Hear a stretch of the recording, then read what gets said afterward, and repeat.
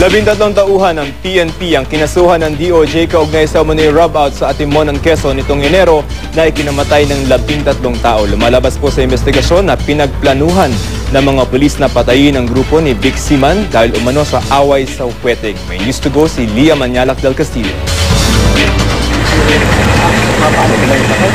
8 buwan matapos ang madugong pamamaril sa isang checkpoint sa Atimonan, Quezon, kung saan 13 ang napatay, kabilang ang leader daw ng gun for hire group na si Vic Siman at environmentalist na si June Lontok, kinasuhan na ng multiple murder ng DOJ ang 13 pulis na sangkot sa umano'y rob-out.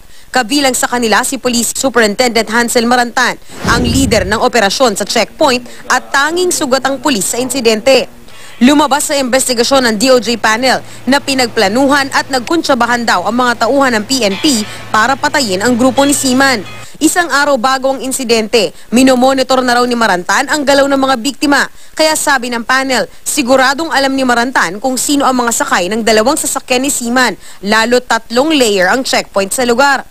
Nauna nang sinabi ng NBI na away sa Hueteng ang lumalabas na motibo sa pamamaril.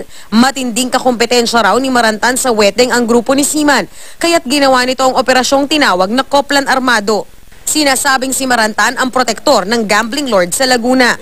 Pinagtibay rin ng DOJ panel ang findings ng NBI Forensics na imposibleng ang mga biktima ang naunang namaril dahil galing sa labas ang lahat ng gunshot sa dalawang sasakyan. 196 bullet entrance holes at 61 bullet holes ang naitala noon sa insidente. Bukod sa multiple murder, kinasuhan din ang obstruction of justice si Police Senior Inspector John Paulo Caracedo na napatunayang nakialam sa crime scene nang galawin daw niya ang mga armas, paputukin ang mga ito sa ere at ilagay sa katawan ng mga patay ng biktima.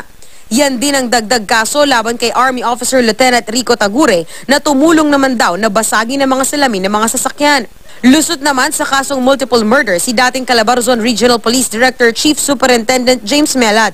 Pirmado man daw ni Melad ang Koplan Armado. Kulang daw ang ebidensya para patunayang alam niya ang plano ni Marantan. Wala rin daw si Melad sa aktwal na insidente ng pamamaril. Bukod kay Melad, hindi na rin nakasuhan ng multiple murder si Tagure at ang iba pang tauhan ng AFP Southern Luzon Command sa pangunguna ni Lieutenant Colonel Monico Abang. Lusot na rin sa obstruction of justice ang 7 tauhan ng PNP Quezon Crime Lab. Sinusubukan pa ng GMA News na makuha ang reaksyon ng mga kinasuhan ng DOJ. Lia Manyalak del Castillo, GMA News.